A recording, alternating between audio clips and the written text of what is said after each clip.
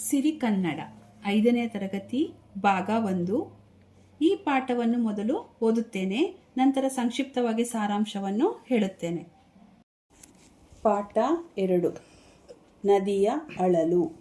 ಸಮಿತಿ ರಚನೆ. ಪ್ರವೇಶ. ನಾವು ಇಂದು ನೀರಿನ ಮೂಲಗಳಾದ ಕೆರೆ, ಬಾವಿ, ನದಿ ಮೊದಲಾದವುಗಳನ್ನು ಸರಿಯಾದ ರೀತಿಯಲ್ಲಿ ರಕ್ಷಿಸದೆ ಅವುಗಳನ್ನು ಕಲುಷಿತಗೊಳಿಸುತ್ತಿದ್ದೇವೆ. ಇದರಿಂದಾಗಿ ನಮ್ಮ ಬದುಕಿಗೆ ಸಂಚಕಾರ ಎದುರಾಗುತ್ತಿದೆ.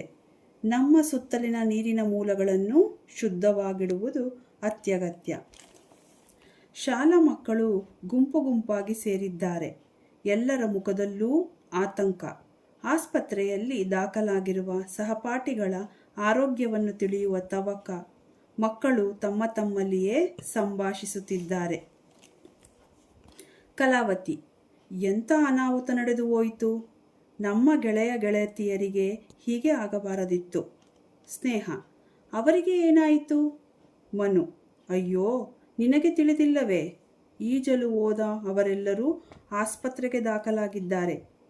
ಶಾಂತಲೆ: ಆಸ್ಪತ್ರೆಗೆ ದಾಖಲಾಗಲು ಅವರಿಗೆ ಏನಾಗಿತ್ತು? ಸಲೀಮುಲ್ಲಾ: ನಿನ್ನೆ ಭಾನುವಾರ ಶಾಲೆಗೆ ರಜೆ ಇತ್ತಲ್ಲವೇ? ಅವರೆಲ್ಲರೂ ಬೆಳಗ್ಗೆ ಆಟವಾಡಲು ಹೋಗಿದ್ದರು. ಮಧ್ಯಾಹ್ನದವರೆಗೂ ಆಟವಾಡಿ ಅನಂತರ ಸೆಕೆಯನ್ನು ತಾಳಲಾರದೆ ಊರಿನ ಪಕ್ಕದ ನದಿಯಲ್ಲಿ ಸ್ನಾನ ಮಾಡಿದರು.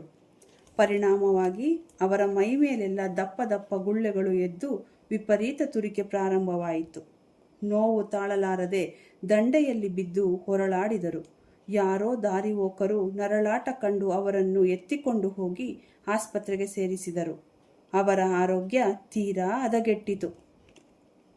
ಮಕ್ಕಳು ಆಸ್ಪತ್ರೆಗೆ ಬರುತ್ತಾರೆ. ವೈದ್ಯರು ಪರೀಕ್ಷಾ ಕೊಠಡಿಯಿಂದ ಹೊರಬರುತ್ತಾರೆ.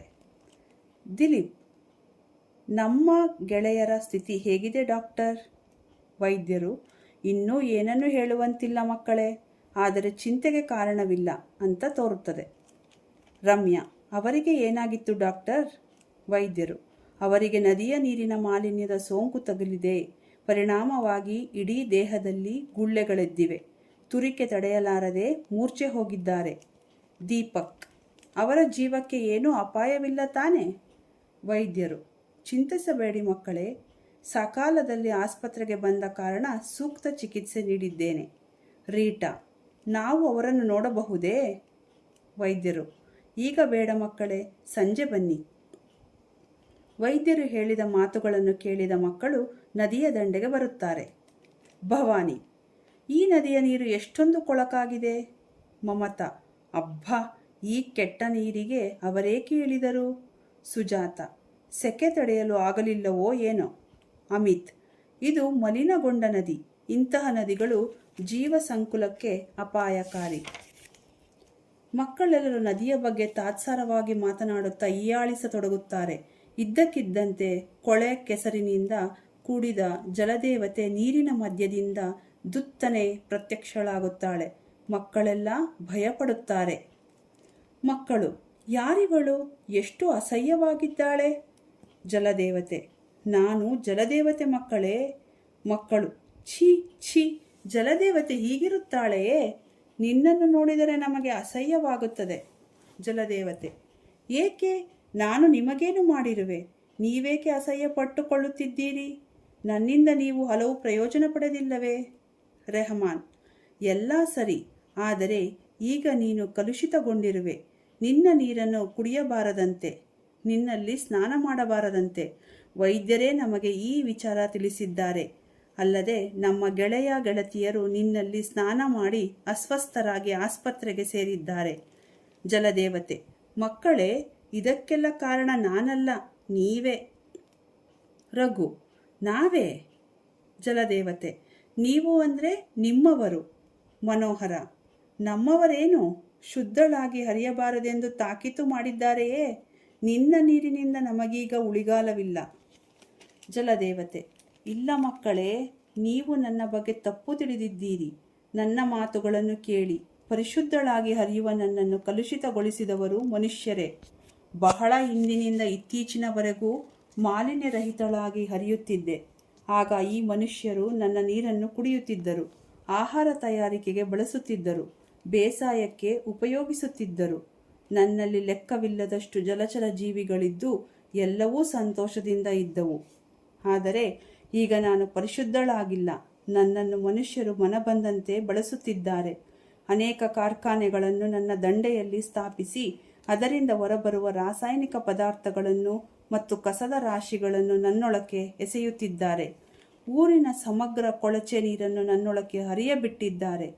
ಇಷ್ಟೆಲ್ಲ ಶೋಷಣೆಗೆ ಬಲಿಯಾದ ನಾನು ಹೇಗೆ ಪರಿಶುದ್ಧಳಾಗಿ ಹರಿಯಲು ಸಾಧ್ಯ? ನೀವೇ ಯೋಚಿಸಿ ಮಕ್ಕಳೇ. ಮಕ್ಕಳು: ನೀನು ಹೇಳುತ್ತಿರುವುದಾದರೂ ಏನು? ಜಲದೇವತೆ: ನಾನು ಹೇಳುವುದಿಷ್ಟೇ. ಮನುಷ್ಯರು ಹೀಗೆಯೇ ಮಾಲಿನ್ಯ ಮಾಡುವುದನ್ನು ಮುಂದುವರಿಸಿದ್ದಾದರೆ ನಾನು ವಿಷಕನ್ಯೆ ಎಂಬ ಪಟ್ಟ ಧರಿಸುವ ಕಾಲ ದೂರವಿಲ್ಲ. ನಾನು ಯಾರ ಬಳಿ ನನ್ನ ನೋವನ್ನು ಹೇಳಿಕೊಳ್ಳಲಿ? ಮಕ್ಕಳು ಚಿಂತಾಕ್ರಾಂತರಾಗಿ: ದೇವತೆಯೇ, ನೀನು ಮತ್ತೆ ಮೊದಲಿನಂತಾಗಲು ಸಾಧ್ಯವಿಲ್ಲವೇ? ಜಲದೇವತೆ: ಇದೇ ಮಕ್ಕಳೇ, ನನ್ನ ಮೇಲಾಗುತ್ತಿರುವ ದೌರ್ಜನ್ಯ ಸಂಪೂರ್ಣವಾಗಿ ನಿಲ್ಲಬೇಕು. ಎಲ್ಲರೂ ನನ್ನನ್ನು ಶುದ್ಧಗೊಳಿಸಲು ಶ್ರಮಿಸಬೇಕು. ನನ್ನಲ್ಲಿ ಯಾವುದೇ ಬಗೆಯ ಮಲಿನ ವಸ್ತು ಸೇರದಂತೆ ನೋಡಿಕೊಂಡರೆ ಮೊದಲಿನಂತೆಯೇ ಪರಿಶುದ್ಧಳಾಗಿ ಹರಿಯಬಲ್ಲೆ. ಹಾಗಾದರೆ ಈಗ ಹೇಳಿ ಮಕ್ಕಳೇ, ನನಗಾಗಿ ನೀವೇನು ಮಾಡಬಲ್ಲಿರಿ? ಮಕ್ಕಳೆಲ್ಲ: ತಾಯಿ, ನಾವೆಲ್ಲರೂ ನಿನ್ನ ಮಾಲಿನ್ಯ ತಡೆಯಲು ಶ್ರಮಿಸುತ್ತೇವೆ.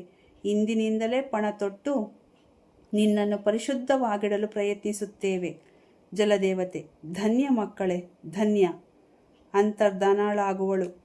ಮಕ್ಕಳು ತಮ್ಮ ಹೆತ್ತವರ ಹಾಗೂ ಊರವರ ಸಹಕಾರದೊಂದಿಗೆ ನದಿಯನ್ನು ಶುಚಿಯಾಗಿಡುವ ಜವಾಬ್ದಾರಿಯನ್ನು ವಹಿಸಿಕೊಂಡರು. ನದಿಯಾಳಲು ಈ ಪಾಠದ ಸಾರಾಂಶ. ಶಾಲಾ ಮಕ್ಕಳು ತಮ್ಮ ಸ್ನೇಹಿತರು ಕಲುಷಿತ ನದಿಯಲ್ಲಿ ಸ್ನಾನ ಮಾಡಿದ್ದರಿಂದ ಅಸ್ವಸ್ಥರಾಗಿ ಆಸ್ಪತ್ರೆಗೆ ದಾಖಲಾಗಿದ್ದಾರೆಂದು ತಿಳಿದು ಆತಂಕಗೊಳ್ಳುತ್ತಾರೆ, ಅಂದರೆ ಹೆದರುಕೊಳ್ತಾರೆ. ವೈದ್ಯರು ನದಿಯ ನೀರಿನ ಮಾಲಿನ್ಯದಿಂದ ಅವರಿಗೆ ಸೋಂಕು ತಗುಲಿದೆ ಎಂದು ಹೇಳುತ್ತಾರೆ. ನಂತರ ಮಕ್ಕಳು ನದಿಯ ದಂಡೆಯಲ್ಲಿ ಕೊಳಕು ನೀರನ್ನು ನೋಡಿ ಆಘಾತಗೊಳ್ಳುತ್ತಾರೆ.